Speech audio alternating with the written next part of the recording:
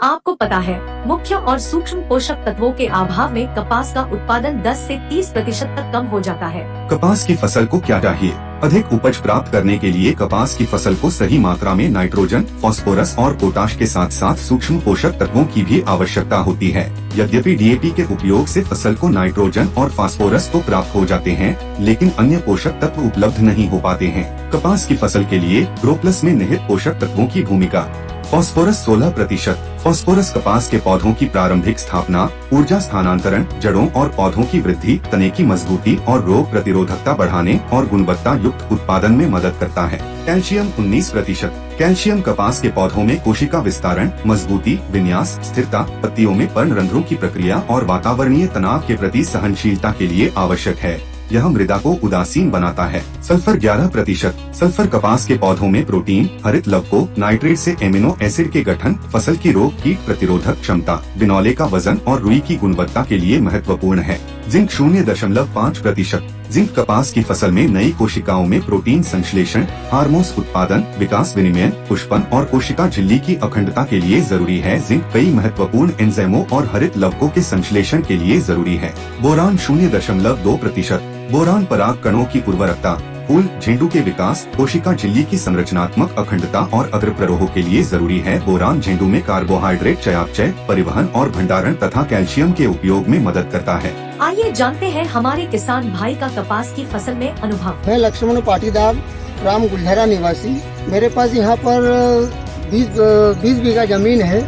20 बीघे में से 15 बीघा जमीन का मैंने कपास लगाया है।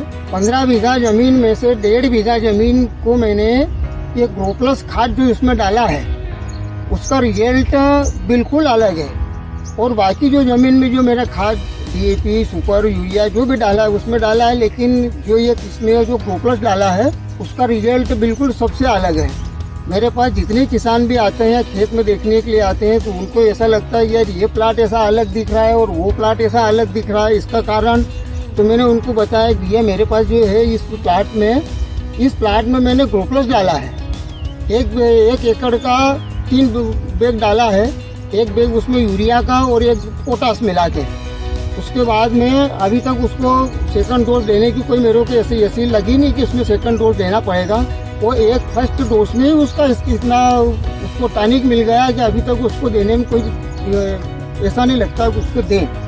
अभी उसका रिजल्ट मैं आपको यहाँ पर दिखाता हूँ कि उसके रिजल्ट में ये है कि उसमें जो गेंडू के साइज जो है वो गेंडू का साइज से बड़ा है। उसके बाद इसमें जो ये सीरीज बाय सीरीज जो अभी पूड़ियाँ और फूल लगे हैं, उसमें भी अभी तक शेडिंग वाला कुछ दिख नहीं रहा कि इसमें शेडिंग हुए हैं, बारिश होने के बावजूद भी, और उसमें कुछ शेडिंग हुए हैं। इसका मेन कारण ये है कि इसमें ग्रोप्लस में 5 तत्व डले हैं। इसी के कारण से मेरे को ये रिजल्ट मिल रहा है। कपास की फसल के लिए पोषण प्रबंधन और उर्वरकों का आयोजन।